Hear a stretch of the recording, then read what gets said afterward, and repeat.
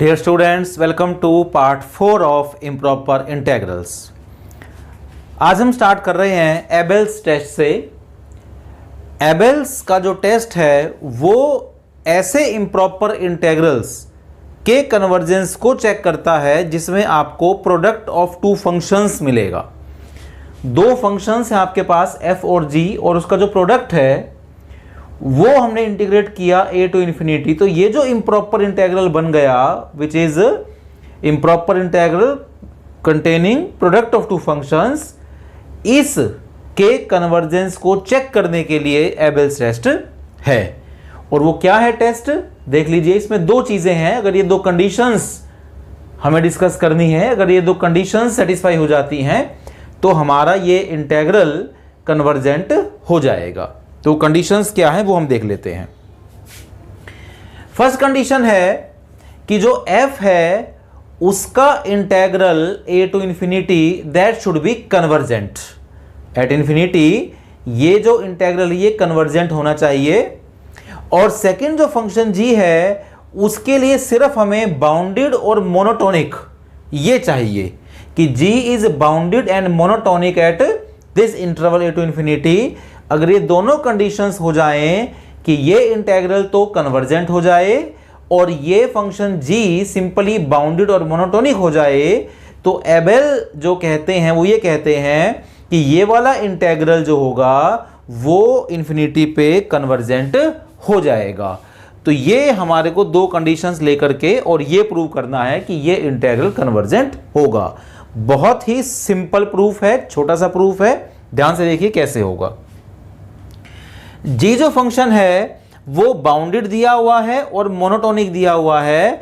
तो हम जानते हैं कि कोई भी बाउंडेड मोनोटोनिक फंक्शन जो होता है वो इंटीग्रेबल होता है, तो इसलिए जी इंटीग्रेबल हो जाएगा। तो जी क्योंकि मोनोटोनिक और बाउंडेड है तो जी इज इंटीग्रेबल। एफ का इंटेग्रल कन्वर्जेंट दिया ही हुआ है, इसका मतलब एफ इज ऑल्सो इंटीग्रेबल। तो एफ भी इंटीग्रेबल हो गया, जी भी इंटीग्रेबल हो गया। तो हम अप्लाई कर रहे हैं second mean value theorem of integral calculus.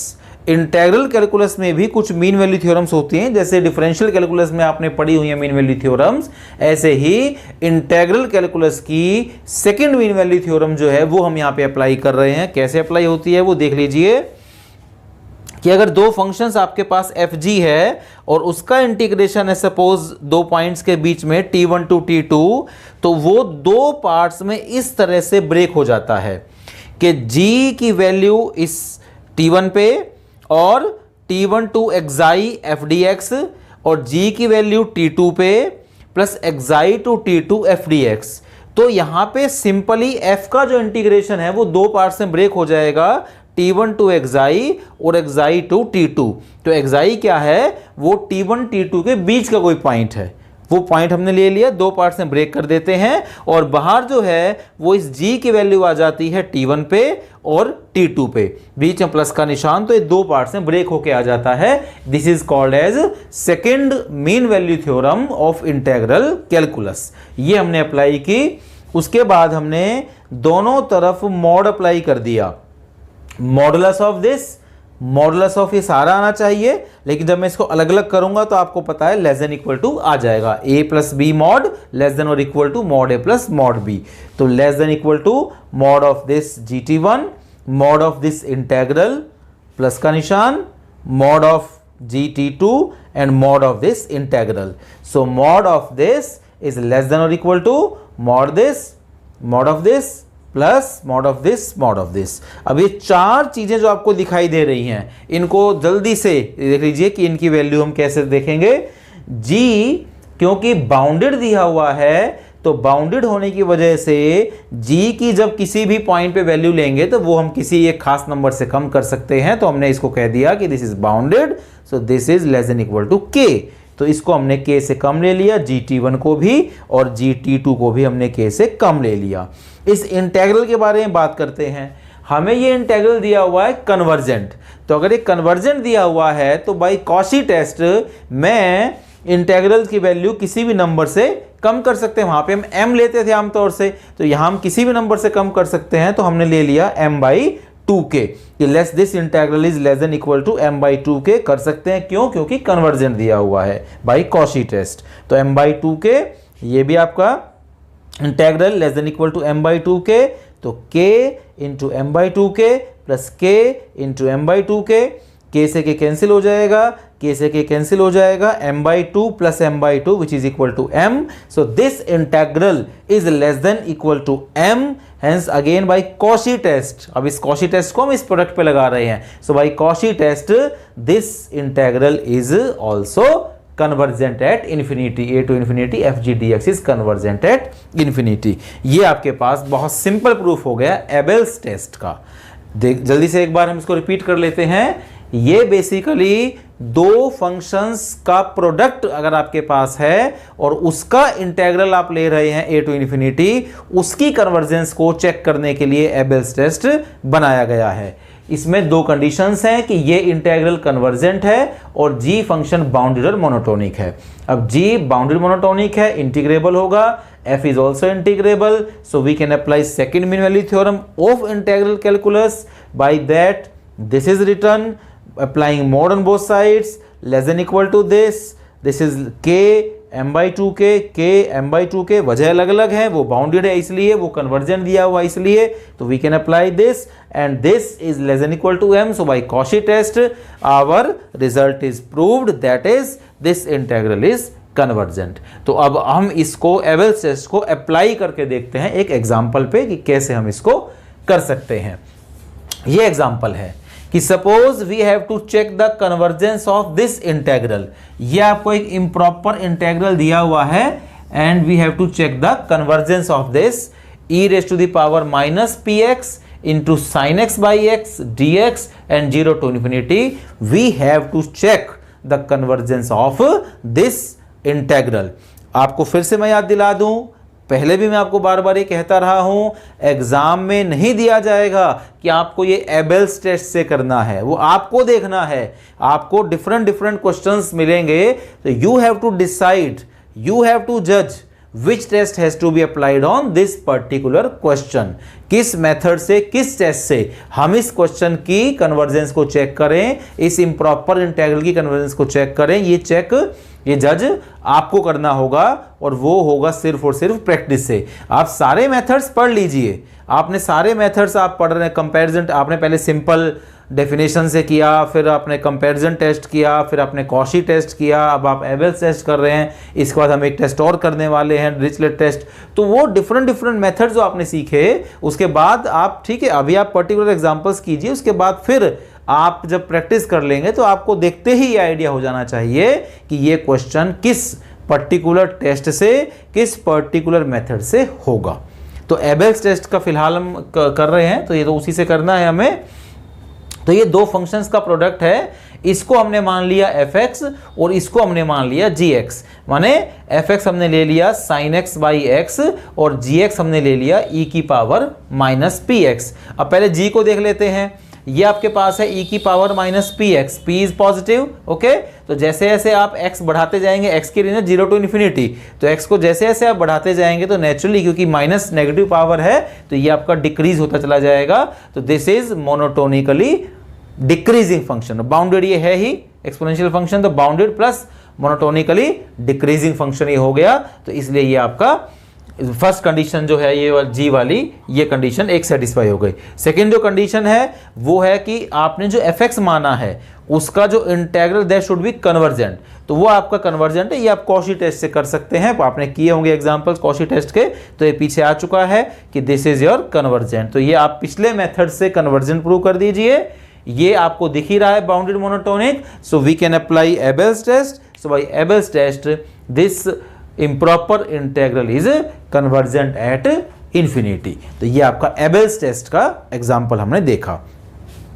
इसी तरह से एक और टेस्ट होता है, वो भी सेम इसी चीज के लिए होता है कि दो फंक्शंस की प्रोडक्ट हमारे पास है और उसका इम्प्रॉपर इंटेग्रल हमने बनाया है, तो उसको हमें कन्वर्जेंट प्रूव करना है। एक और टेस्ट है, उसका नाम है डिरिचलेट टेस्ट।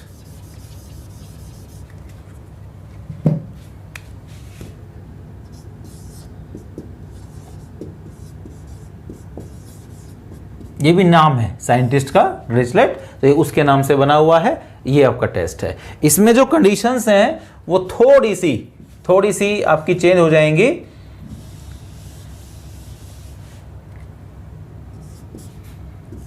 ये बाउंडेड हो जाएगा for all X greater than equal to A से बड़े सभी पॉइंट्स के लिए ये आपको अब इंटीग्रल बाउंडेड दिया हुआ है। और सेकंड जो कंडीशन है कि जी इज बाउंडेड मोनोटोनिक, ये तो है ही है, लेकिन साथ में एक और चीज दे दी है, and g tends to 0 as x tends to infinity. ये एक एक्स्ट्रा पॉइंट इसमें आ गया है, ये भी चेंज हो गया है, और इसमें एक्स्ट्रा पॉइंट आ गया है कि मोनोटोनिक और बाउंडेड तो होना ही चाहिए, लेकिन साथ में जी 0 को टेंड करना चाहिए जब x इन्फिनिटी को टेंड करे। ये आपके पास एक एक्स्ट्रा पॉइंट है। रिजल्ट आपका यही है। तो जो प्रोडक्ट ऑफ टू फंक्शंस है f g a to infinity, उसकी कन्वर्जेंस के लिए ही ये टेस्ट भी बना है, लेकिन इसमें जो दो हमारे पास हाइपोथेसिस हैं वो थोड़ी सी चेंज हो गई हैं। फर्स्ट है कि this integral should be bounded, and second is simple जो जी फंक्शन है वो bounded and monotonic, and g should tend to 0 as x tends to infinity. ये दो कंडीशंस अगर दी हुई हैं तो हमें प्रूव करना है कि ये इंटीग्रल कन्वर्जेंट होगा। This is known as Dirichlet test. इसका प्रूफ हम देख लेते हैं कैसे होगा। ओके, जो इसकी स्टार्टिंग है वो बिल्कुल सेम करनी है आपने, बिल्कुल ही तरह से होगी कि g क्योंकि मोनोटोनिक और बाउंडेड दिया हुआ है इंटीग्रेबल होगा, f इंटीग्रेबल है। क्या लगा दी हमने? सेकंड मीन वैल्यू थ्योरम लगा दी। सेकंड मीन वैल्यू थ्योरम आपने बिल्कुल उसी तरह से अप्लाई करनी है। ये अप्लाई हो गई, दोनों तरफ मॉड अप्लाई करना है। Mod of this less than equal to mod of this into mod of this plus mod of this into mod of this, यहां तक पहुंच गए। अब ये वाली जो वैल्यूज हैं ये हम किसी और तरीके से एडजस्ट करके लाएंगे। आएंगे हम वापिस यहीं पे हमने आना है। यहां भी हम कुछ पुट करेंगे, यहां कुछ पुट करेंगे, यहां कुछ पुट करेंगे, यहां कुछ पुट करेंगे, और अगेन ये चीज फिर m से कम आ जाएगी। लेकिन वो जो अब ये जो 4 फैक्टर्स हैं इनकी जो वैल्यूज हैं वो अब हमें किसी और तरीके से चेक करनी होंगी कि किससे कम होगी है। उसका इंटीग्रल हमें बाउंडेड दिया हुआ है। ओके, ये दिया हुआ है बाउंडेड आपको, दिस इज बाउंडेड। तो ये बाउंडेड दिया हुआ है तो हम इसको किसी भी नंबर से कम कर सकते हैं। तो हमने यहाँ पे इसको ले लिया less than equal to k, कि एक हमें एक ऐसा k नंबर मिल जाएगा जिससे हम इसको कम कर सकते हैं। बाउंडेड की डेफिनेशन लगा दी सिंपल। और यहाँ पे हमने t1 ले लिया, क्योंकि यहाँ पे हमें t1 t2 पे काम करना है, तो हमने t1 पॉइंट ले लिया। t2 के लिए हम सिमिलरली रिजल्ट कह देंगे, तो हमने t1 के लिए ले लिया। अब जो ये वाला इंटीग्रल है t1 टू xi, जो हमारा फर्स्ट है यहाँ पे t1 टू xi, तो उसकी वैल्यू हम देखें कैसे निकालेंगे। हमने इसे दो पार्ट्स में ब्रेक कर दिया, a to xi minus a to t1। ठीक है, बिल्कुल। जब मैं इसमें से सब्ट्रैक्ट करूंगा तो यही आ जाएगा ना। ओके भाई, आप a टू t1 और t1 टू xi करेंगे तो a टू xi आ जाएगा। एडिशन जैसे आप इंटीग्रल में करते हैं, तो यहाँ पे हमने इसको सब्ट्रैक्शन कर दिया कि this integral is equal to this minus this. Less than equal to कीजिए mod of this plus mod of this, ये बेटा प्लस हो जाएगा बीच में। ओके, अगर आपका माइनस भी होता है कि a minus b this is equal to less than equal to mod a plus mod b, minus नहीं होता, यहाँ पे आपका प्लस हो जाता है। तो ये आपने जब बीच में, हालांकि माइनस था, ये इंटीग्रल आपको समझ में आ गया था ना। इंटीग्रल का भी बताऊं एक बार, आप इसको ऐसे समझिए कि अगर मेरे पास दो इंटीग्रल में ऐड करूं, सपोज a टू t1 और प्लस सेकंड मेरे पास है t1 टू xi, तो इसको मैं क्या लिख सकता हूं? a टू xi, ऐसे ही होता होगा। वो यहाँ पे f है, यहाँ भी f है, यहाँ भी f है। Okay, a to t1 plus t1 to xi, a to xi। तो हमने यहाँ पे क्या किया है, हमें t1 टू xi वाला निकालना है, तो इसको मैं वहां ले गए तो माइनस में हो जाएगा, तो a to xi minus a to t1। तो ये तो आपका ये था। और जो मॉडुलस वाला जो पार्ट है वो मैंने आपको बता दिया कि वो फिर से अब जब आपका ब्रेक होगा तो प्लस होके होगा। ओके, अब ये बाउंडेड है ही हर एक के लिए, तो ये आपका k से कम, ये भी आपका k से कम, k प्लस k 2k। तो ये वाला जो इंटीग्रल है मीन्स ये वाला, ये जो फैक्टर है ये किससे कम आ गया? 2k से कम आ गया, तो मैं जब यहाँ पे लेस देन इक्वल टू करूंगा तो यहाँ मैं इसकी जगह क्या पुट कर सकता हूँ 2k। ठीक है, यहाँ भी मैं क्या पुट कर सकता हूँ 2k। सिमिलरली ये चीज t2 के लिए हो जाएगी और ये 2k। अब आ गई जी इनकी बात। ओके, जो gx है उसके बारे में जो हमें अब एक एडिशनल बात यहाँ पे दी हुई है वो ये दी हुई है कि g tends to 0 as x tends to infinity. तो जब ये 0 को टेंड कर रहा है as x tends to infinity, तो जब मैं x को बढ़ाता जा रहा हूं तो ये 0 को टेंड कर रहा है, तो मैं इसको किसी एक प्री असाइंड नंबर से कम कर सकता हूं। उसके लिए मुझे देखना पड़ेगा कि x मुझे किससे बड़ा लेना है। तो सपोज मुझे कोई ऐसा t0 मिल गया कि जब मैं x को t0 से बड़ा लेके जाऊंगा तो मेरे gx की वैल्यू किससे कम आ जाए, m/4k से कम आ जाए। कर सकते हैं ऐसा, क्यों? क्योंकि 0 को टेंड कर रहा है तो कितना भी छोटा इसको बनाया जा सकता है। तो हमने इसको किससे कम कर दिया, m/4k से। तो इसकी जगह आप क्या लिख देंगे, m/4k, और यहां भी क्या आ जाएगा m/4k, k से k cancel, m/2 plus m/2 which is equal to m. So this integral is less than equal to m. Again by Cauchy test, this integral is convergent at infinity. तो ये आपका Dirichlet test जो है वो हो गया। इसका proof हम एक बार फिर से देख लेते हैं, दोबारा देख लेते हैं।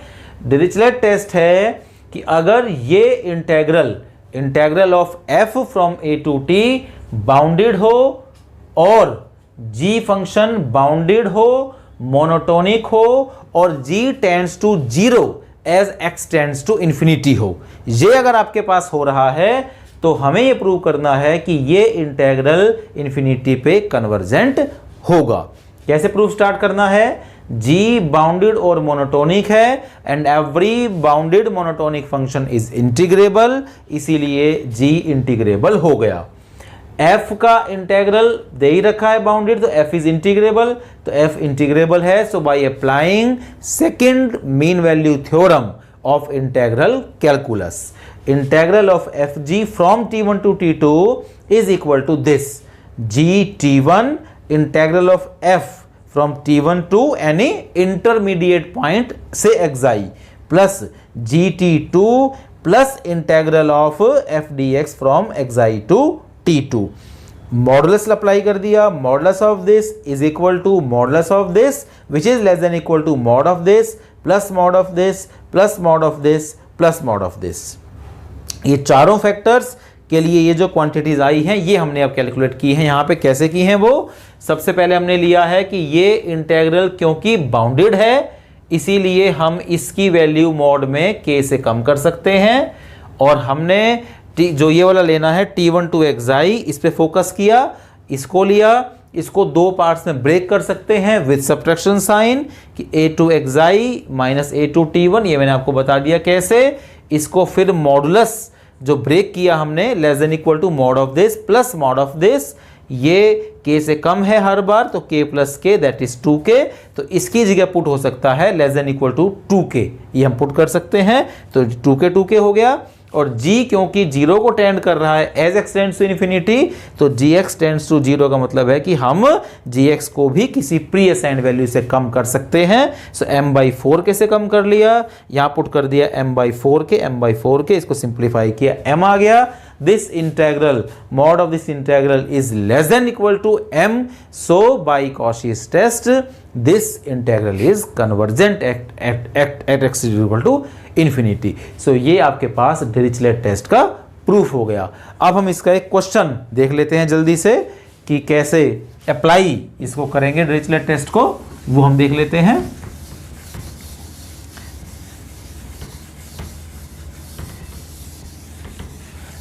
एक इंटेग्रल हमने लिया sine x square 0 to infinity, 0 to infinity sine x square dx, we have to establish the convergence of this integral। हमें इस इंटेग्रल की कन्वर्जेंस एस्टेब्लिश करनी है कि हाँ ये convergent, prove that, we have to prove that this is convergent at x is equal to infinity. Okay, तो इसको आप दो पार्ट्स में ब्रेक कर लीजिए। पहले 0 to 1 sine x square dx and 1 to infinity sine x square dx। इसको देखेंगे तो ये तो बच्चों क्या है, प्रॉपर इंटेग्रल है, और मैं आपको पहले बता चुका हूं every proper integral is convergent. Proper है, इसमें कोई दिक्कत नहीं है, तो ये कन्वर्जेंट होगा ही होगा। अब बात आ गई सिर्फ इस पे, तो हमें अब एक तरह से इसको चेक करना है कि ये कन्वर्जेंट है या नहीं है। ये अगर चेक हो गया तो हमें पता लग जाएगा। अब हम इस पे लगाने वाले हैं डिरिचलेट टेस्ट। आप कहोगे जी यहाँ तो दो फंक्शंस का प्रोडक्ट ही नहीं है, डिरिचलेट टेस्ट तो तब लगता है।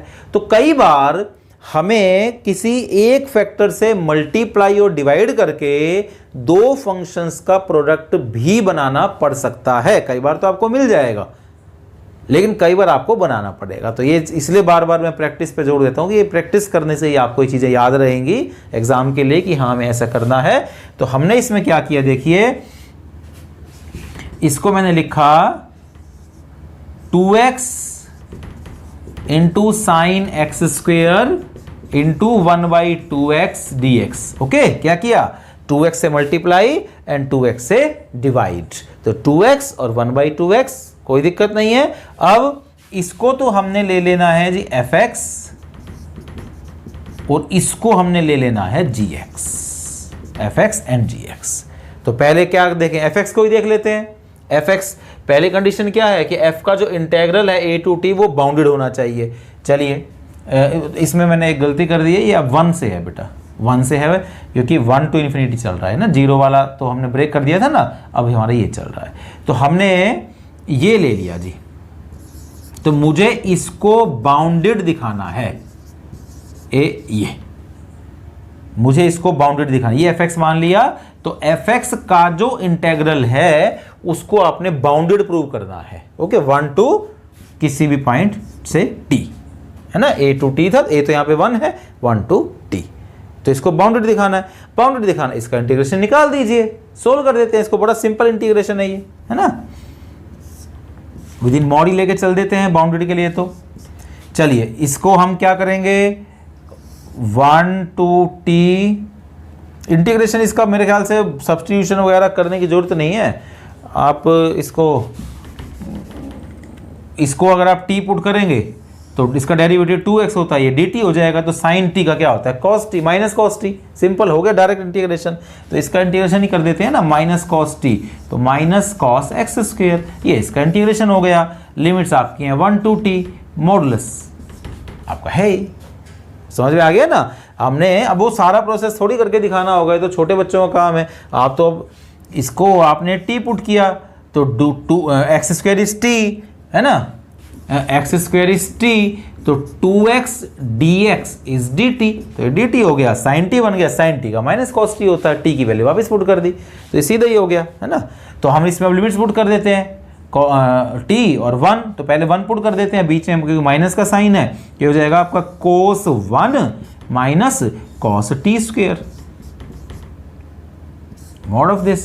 Now this is less than equal to mod of cos 1 plus mod of cos t square, ये प्लस होता है आपको पता है। अब cos तो हमेशा ही 1 से कम रहेगा, this is less than 1 plus 1 that is 2, so this integral is less than equal to 2 means bounded। हमें तो बाउंडेड चाहिए, चाहे किसी से भी कम होगा, तो 2 से कम आ गया, बाउंडेड हो गया। ओके, ये हमने इंटीग्रेशन सोल्व किया, लिमिट्स पुट की, लिमिट पुट करके मॉडुलस अप्लाई किया, मॉडुलस अलग अलग हो गया। कॉस थीटा की वैल्यू हमेशा लेस देन इक्वल टू 1 रहती है, चाहे कुछ भी थीटा हो, एंगल यहाँ पे चाहे कुछ भी हो, लेकिन हमें पता है कि this is always less than equal to 1, this is always less than equal to 1, 1 + 1 is 2, so this modulus is less than equal to 2, so this function is bounded, this integral is bounded. तो first condition जो आपकी satisfy हो गई। Second condition है कि g should be bounded and monotonic, वो आपका दिख ही रहा है, क्या हुआ जी, g 1/2x। अब g को देख लेते हैं, 1/2x। ओके, इंटरवल क्या चल रहा है आपका, 1 टू इन्फिनिटी, तो 1 से बड़े हैं नंबर। अब आप जैसे जैसे x को बढ़ाते जाएंगे तो आपको दिख रहा है कि ये बाउंडेड भी है, या 0 को टेंड कर रहा है वो भी दिख रहा है, मोनोटोनिकली डिक्रीजिंग है वो भी दिख रहा है, बाउंडेड भी है, मोनोटोनिकली डिक्रीजिंग भी है, और जीरो को टेंड भी कर रहा है, ये वाली एडिशनल कंडीशन भी हो रही है, G tending to zero as x tends to infinity, तीनों कंडीशन सेटिस्फाइड है जी की। इसका मतलब है कि डिरिचलेट कंडीशन के लिए बिल्कुल आइडियल एटमॉस्फेयर है, दोनों कंडीशन बिल्कुल प्रॉपर तरीके से हमने सेटिस्फाई करवा दी हैं। Now we can apply Dirichlet test. So by Dirichlet test this integral is convergent, this is also convergent, तो addition of this two means this is convergent. तो ये इंटेग्रल कन्वर्जेंट हमने प्रूव कर दिया यूजिंग डिरिचलेट टेस्ट।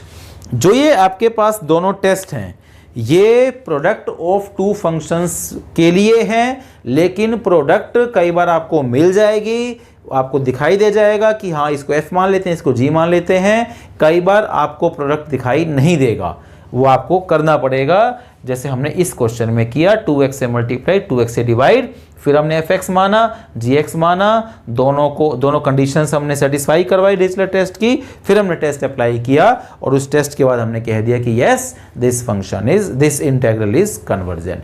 तो ये आपके पास improper integral का सारा काम हमने किया। हमने 4 पार्ट्स में इम्प्रॉपर इंटेग्रल को फिनिश किया है।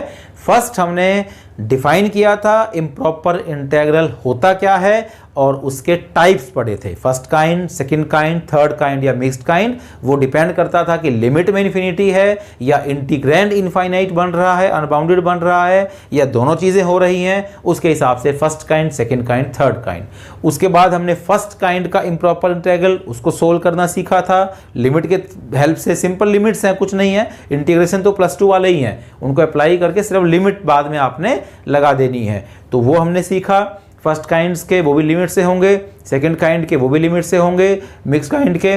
उसके बाद हमने फिर हर बार वो डायरेक्टली नहीं हो सकते, तो कुछ हमें और मेथड्स, तो हमने कंपैरिजन टेस्ट सीखा कि ये कंपैरिजन कर दीजिए इससे, एक fx/gx है उसकी लिमिट निकाल दी हमने कि वो लिमिट अगर नॉन जीरो आ जाए, नॉन इनफाइनाइट आ जाए, मीन्स नॉन जीरो इनफाइनाइट आ जाए, तो फिर दोनों का बिहेवियर सेम होगा। तो कंपैरिजन से कई बार इजी हो जाता है। और उसके बाद हमने कॉशीज टेस्ट पढ़ा और आज हमने 2 टेस्ट पढ़े हैं, एबेल्स टेस्ट एंड डिरिचलेट टेस्ट, जो कि प्रोडक्ट के लिए है। तो ये आपका सारा का सारा जो काम है इम्प्रॉपर इंटेग्रल का, आप इसको अब कंप्लीट कर सकते हैं। और इसको जो प्रैक्टिस जितना आप करेंगे, क्योंकि प्रैक्टिस ही मैथमेटिक्स सीखने का, करने का एकमात्र तरीका है। आप मैथ्स को पढ़ नहीं सकते कि आपने बुक ली और उसको आपने सामने रखा और आप पढ़ रहे हैं लेटे लेटे या बैठे बैठे, वो नहीं होगा। आपको राइटिंग में काम करना पड़ेगा, आपको नोटबुक्स भरनी पड़ेंगी, आपको अपने पेन ख़त्म करने पड़ेंगे। जितना लिखेंगे, जितना रिटर्न प्रैक्टिस होगी, जितने क्वेश्चंस को हाथ से निकालेंगे, उतना ही आपको मैथमेटिक्स में मार्क्स ज़्यादा मिलेंगे, उतना ही आपको मैथमेटिक्स के कंसेप्ट क्लियर होंगे, उतना ही आपको पता लगेगा, देख करके जजमेंट होगा कि ये क्वेश्चन कैसे करना है, ये किस टेस्ट से करना है, तभी आप उसको सक्सेसफुली एग्जाम्स में भी कर पाएंगे। तो keep continuing. Okay, thank you.